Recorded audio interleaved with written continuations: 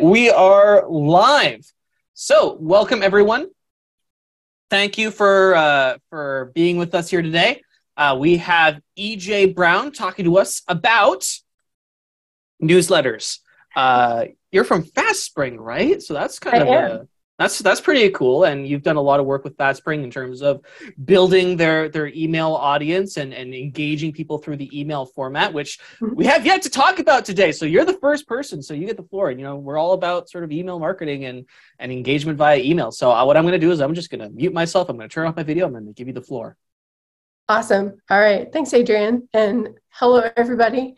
I am EJ Brown. I'm going to introduce myself in a minute. And apologies, I woke up with a cold, of course, but I'm really excited to present this. So bear with me. I'm going to share my screen. There we go. And make sure I put this in the right presenter view. Here we go. So we're going to talk about the value of long-form newsletters, which is a particular favorite of mine, and I'll explain why. So first of all, I am a former UI UX specialist. I left the tech world to get an MFA in creative nonfiction. So long-form comes really naturally to me. I love the idea of writing as a storytelling mechanism, and that's what you get out of long-form newsletters. After I graduated with my MFA, I found that it was particularly difficult to make a living in journalism now, which is what I've been hoping to do. So I found my way back to business writing and to tech. And I've been pretty happy with the ability to challenge myself to find new ways of adapting content per audience.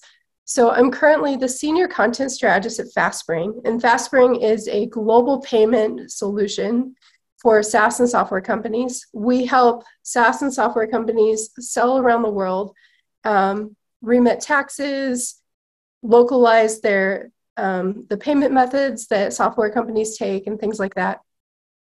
And then I'm also a perpetual side hustler. So on the side, on occasion, I'll do freelance business writing, journalism, and content strategy for small businesses and agencies.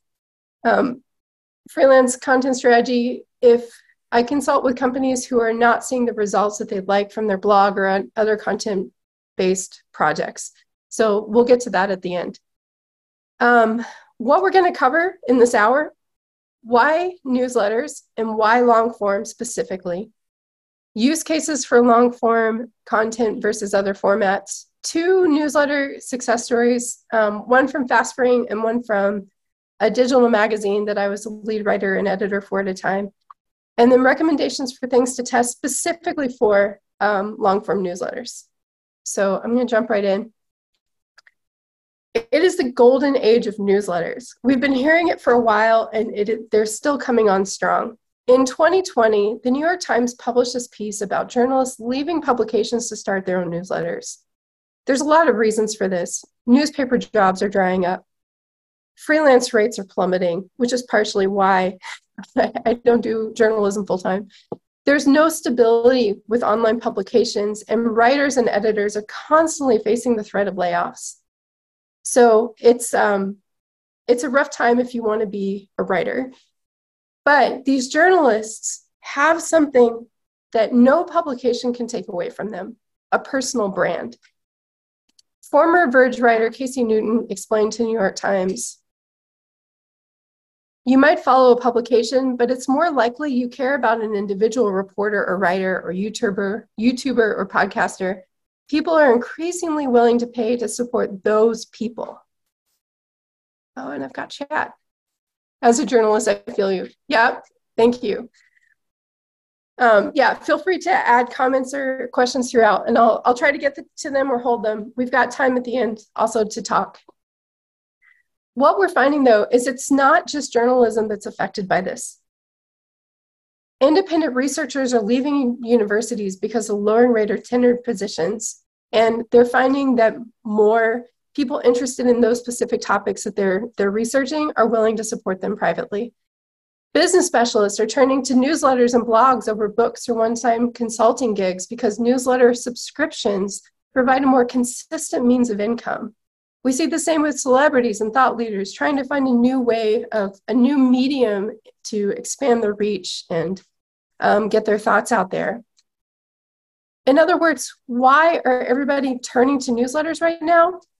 There's money in it. I just grabbed a random screenshot of a popular Substack just to show you that thousands of paid subscribers to the Ankler.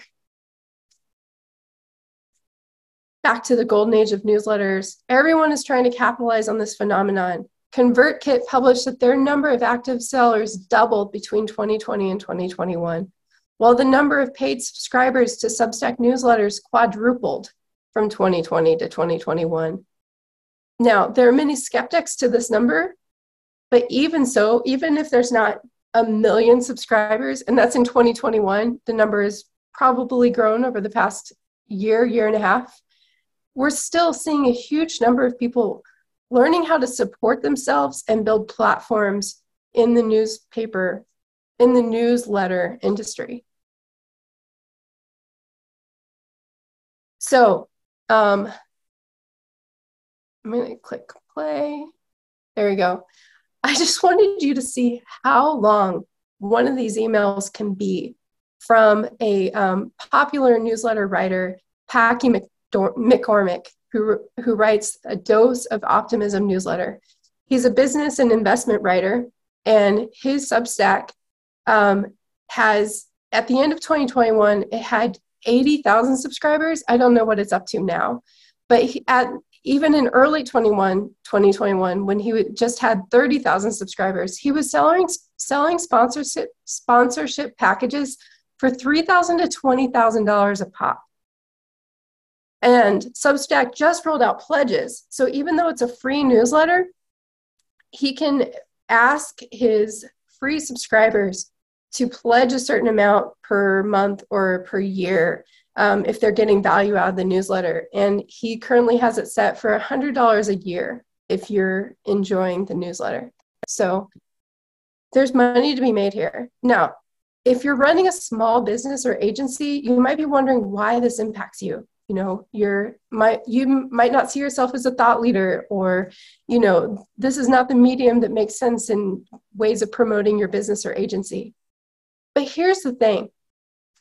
Growth in email and newsletter technology and the ways that people are using it is changing how users consume the content, period. The length of that newsletter, the fact that there's at least 80,000 subscribers to something that long, means that people are getting more used to seeing this kind of long-form content in their inbox.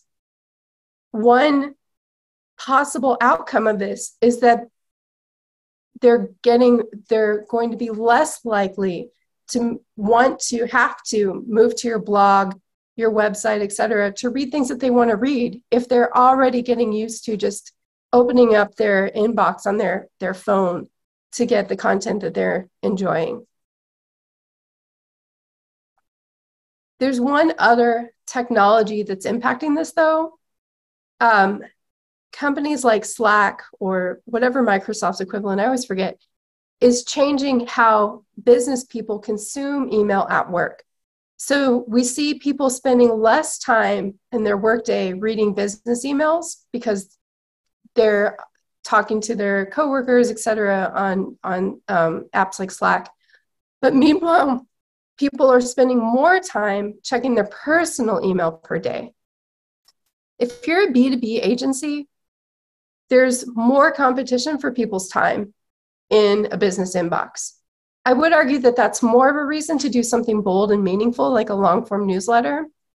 And I'll show you what we've been doing at FastSpring. But this isn't going to work for everyone or all use cases. So when is long-form a good idea? First and foremost, if there's a recognizable person behind your brand. If you are running a small business or an agency and people put your name, equate your name to your brand, that's a good possibility where long form makes sense because they're wanting to hear from you. Another common example are micro brands. if running a newsletter related to a podcast or a community or a specific initiative from your company, like women in higher ed, for example, micro brands expect, like, sort of require the sort of constant feed of high quality resources and ideas. Finally, if strategy or education is a big part of your company's identity, you're expected to put out resources that are of high educational value. Long form may not be a good idea if the primary motivation behind your typical email is to sell. People do not want to read 500 words just to get to a pitch. They're especially not good for cold outbound sales, in which the shorter the email, the better. Also, if you don't have time to track the bandwidth, or if you don't have the bandwidth to track KPIs, then it's probably not a good idea to get into long form, because it takes more time and effort, and you really need to know that you're getting a good ROI out of it in order to make that worthwhile. Okay, so I want to just briefly touch on 2 newsletters that I helped start and why I think they were successful. The first one was for a magazine called Rebellious Magazine. It's an online magazine based out of Chicago. The Field Foundation in Chicago was gracious enough to fund for a year all content related to sexual health, LGBTQIA+ rights in Chicago. And we got to, as the primary writer and editor, I got to cover former relationships with various state senators that were doing things around Black maternity health or trans rights, worked with nonprofits that were doing similar things. And I'll explain why these relationships were important. But a newsletter, I started a newsletter as part of this grant funding in order to keep people in the loop about these ideas. Because Rebellious has this persona as being a fun, feminist-driven, Black female-led organization, we tried to keep things feisty. So the newsletter was called Sex Rebel. Rebel, like Rebellious Magazine, sex as in anything related to sexual health or the feminist sex education that you should have gotten when you were a teen but didn't. As a result of starting this out, Sex Rebel had around a 60% open rate when we were running it. And there was also an exceptional response rate to the initial survey that we would send out to people that had just subscribed to find out more of what they wanted to read. And let me explain what I did to start the newsletter that got this. And I'm talking a little bit in past tense because, as anything with grant funding, after a while the grant funding went away, and also I needed health insurance.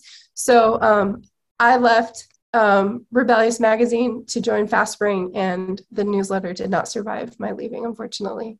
But we got some really good things out of it while it was going. So first of all, what I would do to write this newsletter was I would form relationships with subject matter experts in Chicago and ask them to do a simple email-based interview that consisted of 5 questions. I highly recommend this approach for a couple of reasons. When you're interviewing other subject matter experts, they're more likely to share things, which means you're expanding your reach. An email-based interview means it's super simple. You don't have to schedule time. You don't have to do all these things. And you end up with something where they have the time to think through their responses, and you get good quality out of it. Now, it's not always great if you're going into video and, podcasts and you have the budget to do a much more multimedia production for your content. But if you're looking to start small, this is a great way to start small. So this is an example.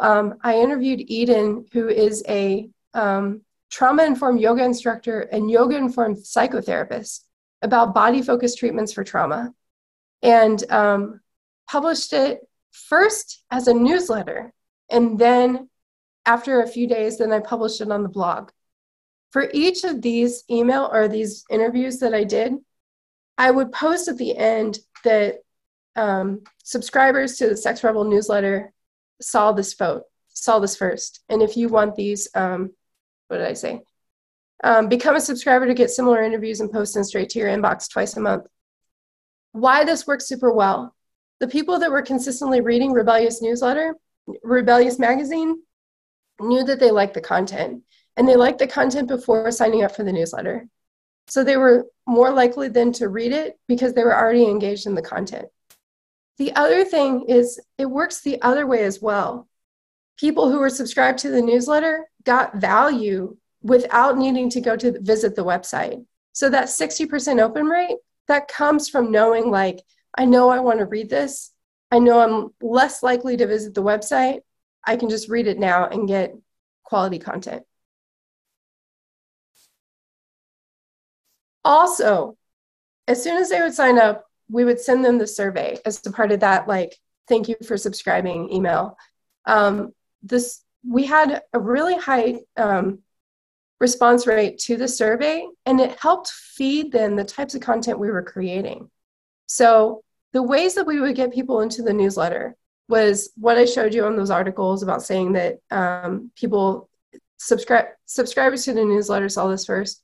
We're also holding live events and adding people who attended the live events to the newsletter. And then they would fill out the survey that told us more about who they were or what they wanted from us, that would then feed our ideas behind the articles, interviews that we were going to publish, and the live events that we needed to host. And all of this was really around creating community around the magazine, which is part of what Field Foundation really loved. There was this cyclical idea of, like, we want to know more about what you need, and then we'll give it to you. And then we'll give you more of what we need, and you'll continue to engage with us. Okay, case study number 2, completely different topic. At FastSpring in early 2022 at this point, we published a new newsletter. It was the Global SaaS Leaders newsletter that went alongside our new Slack community. The company newsletter covered issues related to SaaS and software growth. Business emails are going to get significantly reduced open rate typically than something like a feminist magazine. That's okay. I think 21% open rate is still pretty stellar. Also, we ended up getting 6-figure sales opportunities out of this content, and I'll explain why. So actually, let me start there. Where did the sales opportunities come from? So we used Marketo to track click-throughs, and we can see then the people that were clicking on the content and then talking to sales. And so those 6-figure sales opportunities, they're technically nurtured sales opportunities, in that we believe that the content created by the newsletter helped keep the companies engaged and more likely to close with our company. Occasionally, we would also get people to respond to the email and ask for help getting connected to sales. And that happens about once a month. So I wanted to show you some of the stats behind the newsletter, which I think are really interesting. So to start with, trying to move here we go. We started out the first half of the year at a 17% average open rate. And then the second half of the year jumped up to an average of 31%. And you can see, obviously, something in the middle, something happened that really helped drive up engagement. You see a similar trend, a little different, but in the click-through rate, the first half of the year, it averaged 0.79%. And then in the second half of the year, it would average a 0.83%, although it was much more all over the board, whether, like, people were likely to click through something. A couple things happened. First of all, that big jump, that's because we started talking about pricing. The first email of the second half of the year was an invitation to an event, a webinar we were hosting on pricing strategies to combat stagflation, something that everybody's concerned about. And we continued to talk about various things around pricing for the next few emails, whether usage-based pricing was right for SaaS, a recap of the event, things like that. But we didn't always talk about pricing. And we continued to see that same level of high engagement, the open rate hovering around that 30% mark. I suspect that part of the reason that we started to see it really, people starting to engage more, is because they were figuring out that if they opened this email, they were going to get value out of it. Time after time, if you open an email, you're going to know that the email that you read, there's going to be something insightful in it. It's not going to be a sales pitch. So that's my guess as to why we continue to see this high engagement. I wanted to point out something else, though. The drop right before this, two more things. First of all, the other thing that changed, you can see that the first half of the year looks much longer than the second half of the year. That's because we moved from once a week emails to every other week emails. And I actually think that helped, because anytime a person feels like you're overwhelming them, they're going to push away, right? So by sending people content less often, we're more likely to engage them when we did.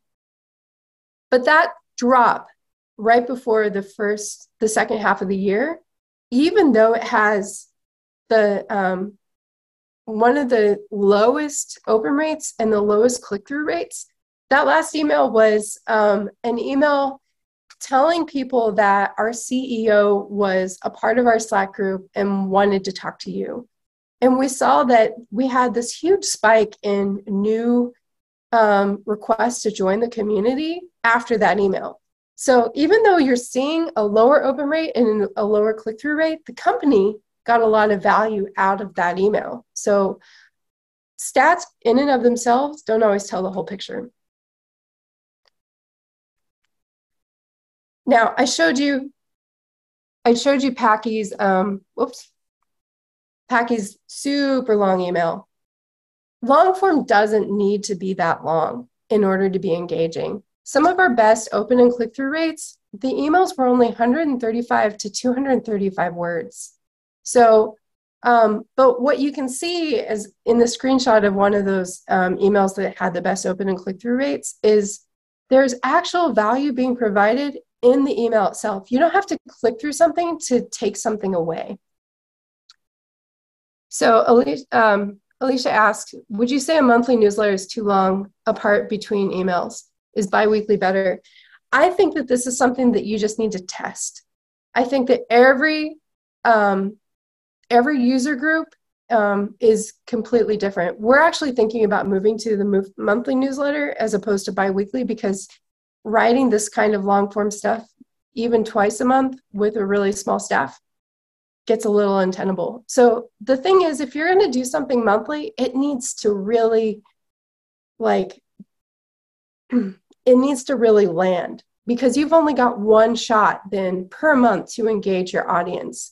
Whereas if you're doing something bi-weekly, even if it doesn't, you're not seeing those really high click-through rates or really high open rates, if you get 200 people to open that email, you're still going to win, right? So it's sort of this balancing act between, what am I able to put into this? Am I able to commit time twice a month to providing quality, or can I commit time once a month to provide quality, as opposed to balancing that with, do I need more than one chance to engage my my audience in order to bring value to my agency or my business? So, okay. Yep, you're welcome.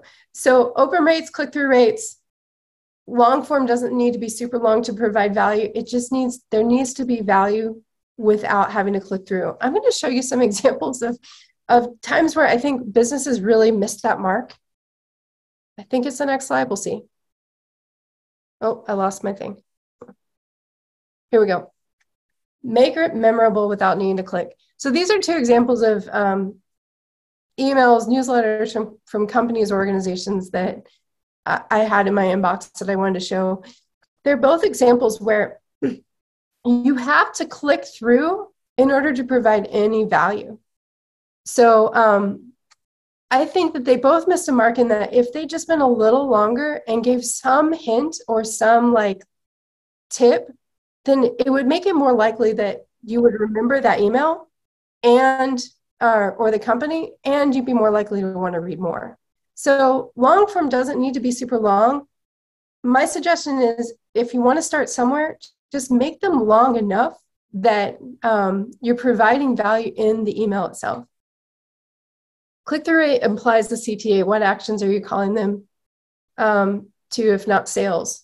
Reading blog posts, joining webinars, downloading reports, responding to a survey. There's so many other possibilities of ways of keeping people engaged besides just like sign up for a demo or talk to us. So some of this is like, this is a drip. This is a slow process. And remember that these newsletters don't just have to be for prospects, right? These are ways of keeping your customers engaged, adding new lifetime value to your customers, eventually upsells, but forming community. So these are also brand plays, not just sales plays. Okay, so Meetings and Incentives sent this email about this new series that they're providing on their blog, Understanding Healthcare Providers' Expectations at Medical Meetings. Underneath the CTA read now, there's the line, this blog post will be made public on Thursday, January 19th. Read now to enjoy your exclusive first look. Personally, I don't feel special. Like, oh great, I get to read this before everybody else. Why does that feel different to me than what I did for Rebellious? To me, the fact that I was giving people value in their inbox by saying, here's this whole blog straight in your inbox, so you don't even have to go to the website. That's way more valuable than offer this first look. What that means, though, of course, is that we have less traffic to the website, which means less opportunities to engage with more content, less opportunities to look at ads, et cetera. So there's a trade-off. But if you want people to continue engaging with your newsletters, you have to provide value in the newsletter itself. There's ways of making this approach where, you know, click through to have this like VIP experience work better. Let's say that you were going to publish benchmarking data, or you were going to offer first dibs at a first come, first serve offer, something like that. That would be a reason to click through, and it would still make people feel valuable. Like getting a first look at a blog post, not nearly as valuable as getting a first look at benchmarking data before your competitors. So, and like we did with, this is sort of off topic, but like I did with Rebellious Magazine, another part of this content strategy is that you're saving, if you're first publishing your blog post in the newsletter and providing that value to your newsletter subscribers, you're saving time by writing a blog post, publishing it on a newsletter, and then publishing it online. You don't have to write separate content. You can write the same content and distribute it in two different ways. Okay, yeah, we covered that. So if you're going long form, here's my last best practice. Make it easy for subscribers to respond. Long form is meant to be this meaningful brand engagement. You're opening up your business, your agency, you're making yourself into this educational resource. People want to respond and engage with that educational resource. So I love the idea that like anything else, hit reply to send us feedback or say hello, plus the really easy way of providing feedback at the end of that newsletter. My big suggestion is make sure that they can reply. Okay, last thing before we get to questions, things to test. Placements of CTAs is a big one. If you're going long form, people are not necessarily going to read to the end. I would recommend, you know, making sure that there's ways for people to engage throughout. So, you know, if it's like, whether you're saying like, hey, something we would do a lot is, hey, we just published this new video. You can watch the full thing here. Here's some highlights. So it allowed people to engage with it how they wanted. If they wanted to read highlights, they could. If they wanted to watch the video, they could click through right away. Also, something to test the value offered to newsletter subscribers, whether it's something like, first dibs or getting the newest blog post or whatever straight to your inbox, or if it's something else, like maybe the newsletter is its own community.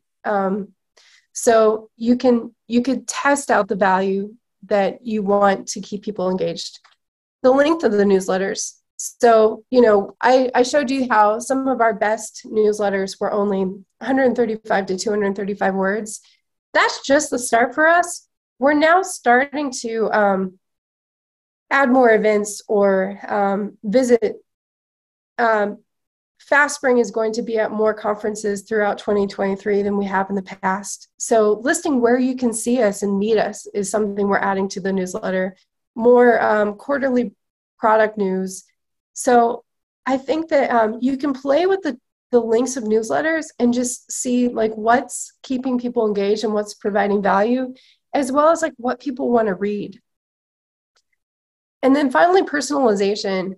So we have some like best in class theories about like how people want to be personalized to in emails. This does not work the same for every audience. So when we tested personally at FastSpring, we found that we did an A/B test sending the same email, but like saying like, hi, Jose, versus no email at all, or like no intro at all. And we found that our particular audience was much more likely to click to open the email and like click through it if there was no introduction at all. So, and I suspect that part of that is because we have a very technical audience who is less comfortable with like sales types of engagements and just wants a straightforward, direct information. So test the personalization desires of your audience.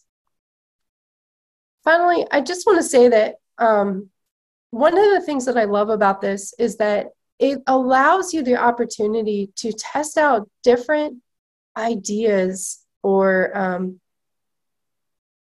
strategy directions of your agency, of your business, before spending a lot of other time in it. So if you are thinking about like moving into like a consulting direction, or you're thinking about expanding into a new product, or whatever you're thinking about, if you write up some pretty simple emails to say around those ideas, you can just test whether people engage with it. So there's a lot of possibilities through these like long form emails, which don't need to be that long, to see like what does your audience most want to engage with. Okay, so other questions. Opening the floor. I'm just gonna pop in here. Thank you, by the way, so much for sharing, DJ. I love the examples. That's great. People. Now is your opportunity to have someone who has had experience with delivering a newsletter for a fairly significantly large organization, FastSpring. So that is a high stakes operation. So if you have questions, there is no better opportunity than to get some incredible insight and get some ideas based on reports, based on like a significantly sized audiences. And we do have a first question from Alicia. Yeah. So Alicia asked, when it comes to photos in the newsletter, is it less is more?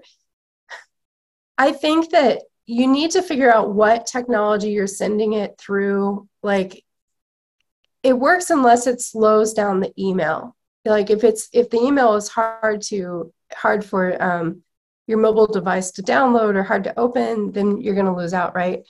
But obviously, like, photos are ways for people to engage. It's just, you have to really, really test them. Like, we found that we use Marketo, which I'm not a big fan of, but we'll test it on various iPhones, we'll test it in various browsers, and then for some reason, it'll look horrible on an Android device, and it'll like open up it won't shrink down accordingly. So test well. And Adrian, I'm really curious actually, like, how does Groundhogg play around with sending photos?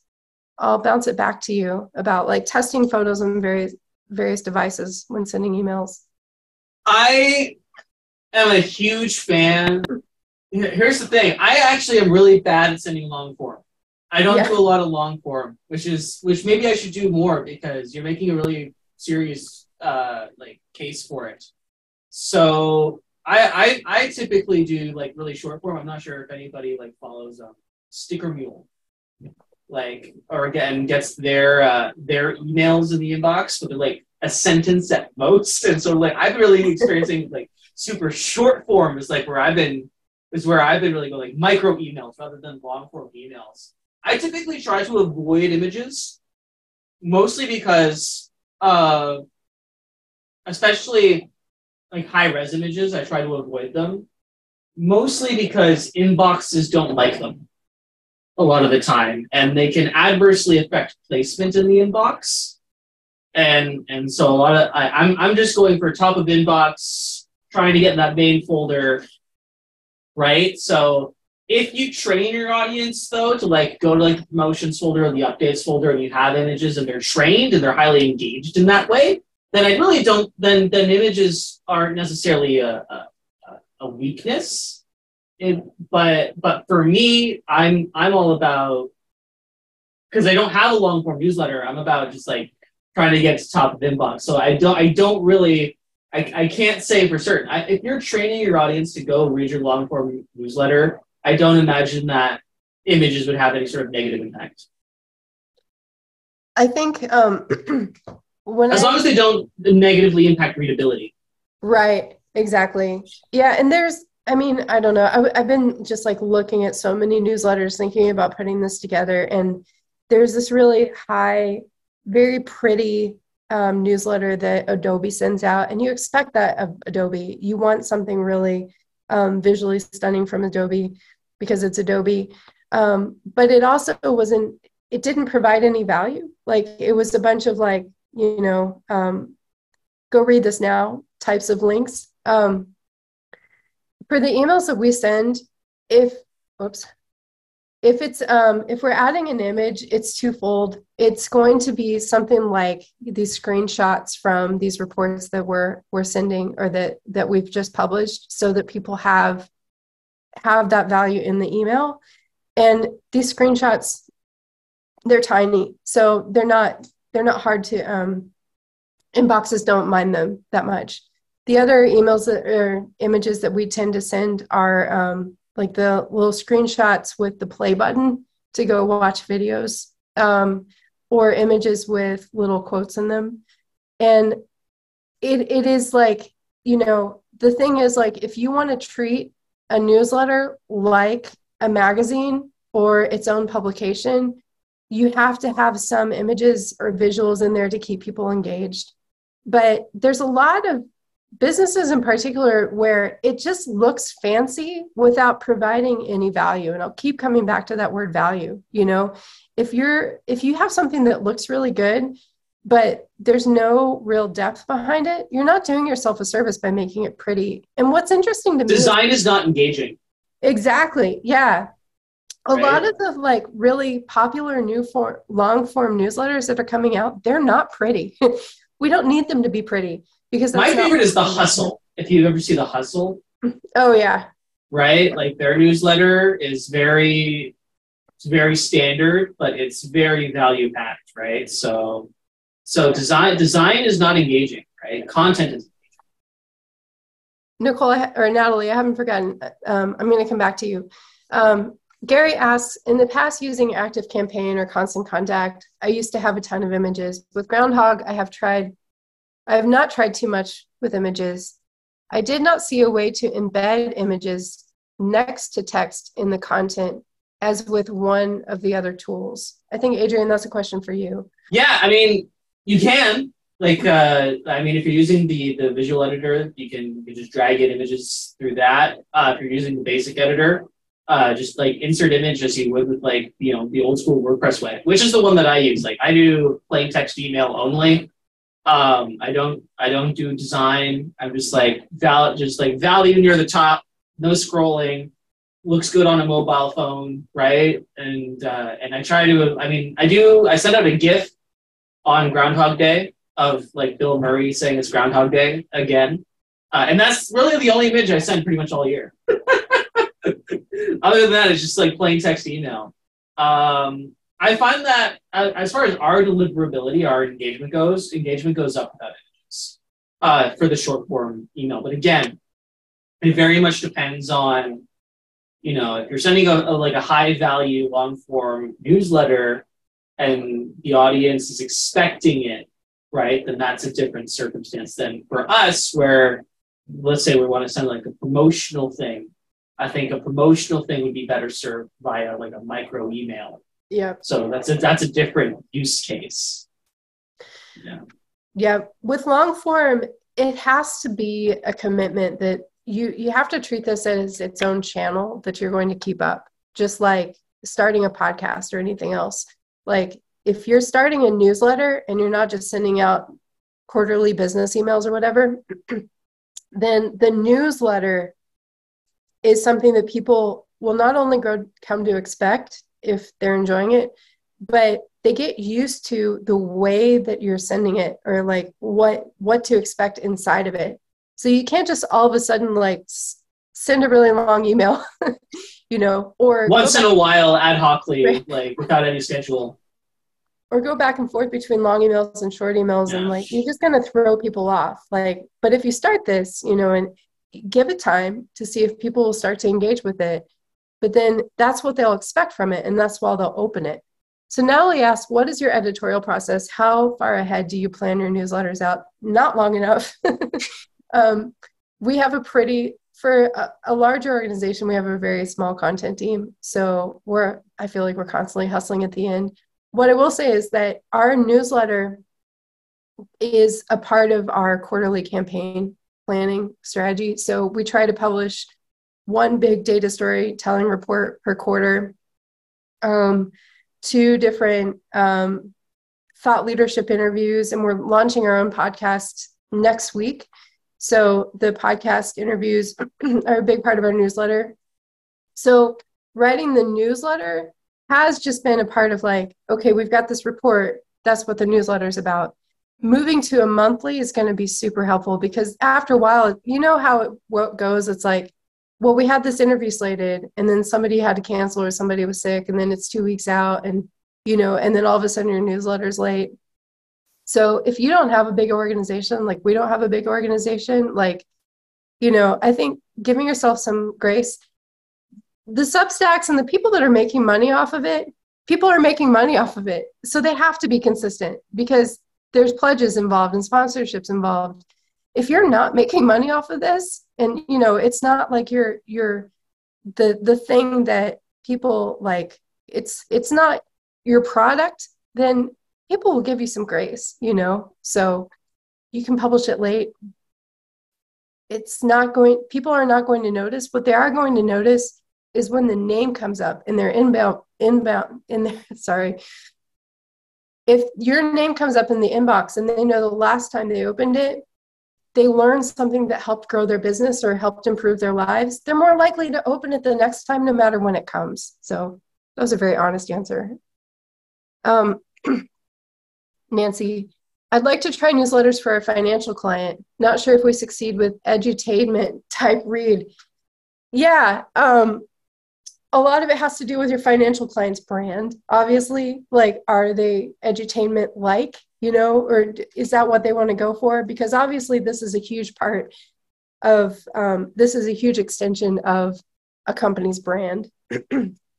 But what I love about that kind of thing is that, like we saw with Rebellious, where so much of the newsletter was based off of these really easy to do email interviews with subject matter experts, you can do something like that with finance. Like, I mean, there's so many subject matter experts in the financial world that people want to read about. Like 3 tips a month from big names, like, those are worth reading. I have a question for you. Wait, so how does, and you may have spoken about this, I'm sorry, I wasn't here for the entire No problem. presentation. So I'd like to play, I want to, if it was covered, you could just tell me that it was covered. But how does someone convert long form newsletter engagement into dollars? Like that's sort of, when does that happen? Yeah.